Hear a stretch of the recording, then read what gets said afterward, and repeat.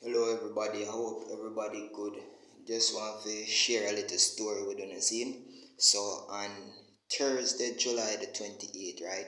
I was at home around 11 a.m. scene. Some police officers they were actually patrolling in the community, right? So upon passing in my scheme, they saw a young man, right? They stopped the young man and based on his physical appearance, he had on tattoos and so forth. So they stopped him and accusing him, saying that he's a scam. Anyways, they found a portion of funds on him, right? They placed him on handcuff and they stopped him and searched him right at my house, right? Anyways, they asked him where he lived. So he said that he lived at my house. Then the reason why he said that is because he know that at my house there's a female there. Also, there are kids at my home, right? Anyways, I was there at the home, right? I heard some calling outside. So the kids responded to the calling. I thought it was the kid's stepfather because it was a regular routine for him to check up on the kids and so forth. So I said, all right, let me go outside, go heal the general then. Right, upon reaching outside, I saw that they had my next door neighbor in handcuffs. Seeing three police officers were there dealing with the man like he's not a human being, back and forth, have him in handcuffs just because of his physical appearance. Anyways, upon seeing me, they noticed that my chest was full of with tattoo, my hand and so forth as well. So remember, they stopped and picked up somebody at my gate, right? You're coming to ask if this person lives here or lives around the community, right? Anyway, they saw that I have on a tattoo. So the first impression which came to the police officer's mind was that he's one of my affiliates or my associates, right? He pushed me to the wall, right? In my own house, the other two police officers went in my house, they searched my house, right? Bear in mind, I was here with the two kids in the kids, they were so traumatized. Alright. Upon coming in and entering the house and they searched all my drawers and so forth, pull out everything and say they're looking for sheets and all of that. Zine. So the police officer, one of them took my phone. Right, they asked for my phone and they took my phone and they started searching. Bear in mind, they did not came with a warrant, right? They have no rights to search my phone. Anyways, upon searching my phone, he saw an app called Text Now. Many of us are aware of Text Now, right? Can reach the American persons and so forth. So upon seeing Text Now on my phone, he asked, "What's the purpose of using Text Now?" So I said, "Nothing," right?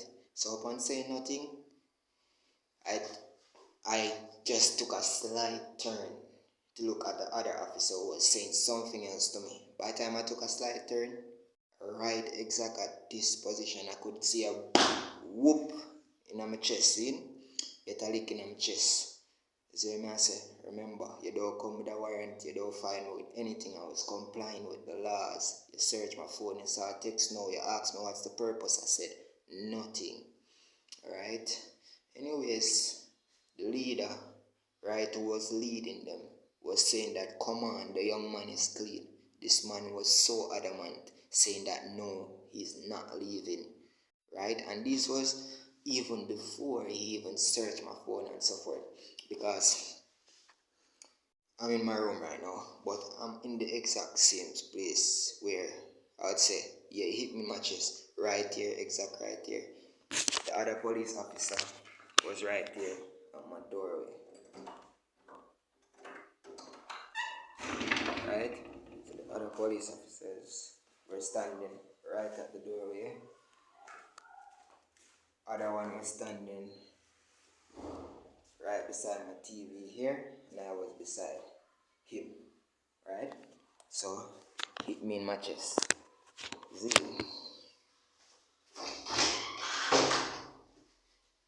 Hit me in my chest. I still complied. I identified myself as well. Showed them my ID. I showed them my occupation. My previous jobs. And also, the sad thing about it, I am also a protected veteran son. My dad has served the this country for over 25 years, and this is the disrespect that I get, see, from police officers. Anyways, they did what they had to do, right? So upon doing what they have to do, they say, all right, they're gonna leave. Upon leaving, right out of the house, the police officer turned around and looked at me and said to me, if the kids were not here, I would have murdered you. I'm gonna come back for you. You see? I'm saying, alright, this must be serious. Alright, so upon reaching down to the Black River police station, because they are Black River police, you see? This happened in Black River. Alright, so I went to the police station to say, alright, we're gonna rectify everything. I called my cousin, and we went to the police station. Alright, so we say, yeah, if it is the case that you know, we have to deal with the matter the right way. Anyways, upon reaching down to the police station, we noticed that the young man was not at the station, but the police were there. All the police officers were there. When I went down there, the first police officer which I saw was the one that was leading the operation. It was an old man. I know his ID number, everything, right? I know their facial appearance, everything, right? Anyways, he was there. Another police officer was coming from the bathroom at the time, which was one of them who came to my house as well.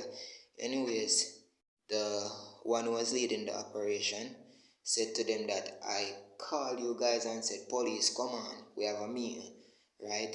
And the thing about it, when I heard the man who was leading the operation said to the police that this is why the country cannot run in any order whatsoever, because 5 police went to bathroom one time, you see me? And I'm gonna show you why they went there, and I'm gonna get to that. So as I said, I went to the station. The police officers were there, but the young man was not there, right? We went there and we checked. So upon arriving the police station, 3 to 5 minutes, Zane, 3 to 5 minutes, we get a phone call. My cousin get a phone call, so she must come around our workplace. Zane. Anyways, it was a said young man called her and said, alright, he's by the workplace. So upon reaching the workplace, he's apologizing sincerely and telling us that he never meant to point over our house and say he lives there, right? So understanding the whole situation, and we said so what happened? See, the police officers took the young man money, right? Remember, they did not carry the young man to process him or anything. They took the young man money and let him go. But me, innocent me, who has a 9 to 5 job, which is proven, right? They came here, they abused me, they violated my laws. And to be honest, guys, up until now, I haven't made a report. I went to the station the same day, the same time, right? I haven't made a report because I know the justice system or the injustice system is not justice, right? No time whatsoever. So I did not make a report to any police officers, but I have my proofs and so forth. As I said, the reason why I did not make a report because they are very corrupted and they are alliances of each other. So so this is just a message, guys, for you to just be careful, look out on the eyes, Zine, and do not trust these corrupted police officer. I beg of you here, do not trust these corrupted police officers. And another thing too, Joelness, when you're actually hiring these guys, you need to do a psychological evaluation. See, you need to test these guys' moods. See, you need to test their behavior, how their reaction to certain anger and aggression. Right? They are not disciplined, they are not professional whatsoever. Right? I have my job, I know professionalism. I am a people person, I deal with people every single day and my job, and I was never disrespected like this. Furthermore, I worked in Montego Bay. A Montego Bay police station has, or a Montego Bay police has never ever disrespected me in this manner. But this is how it is. This is life.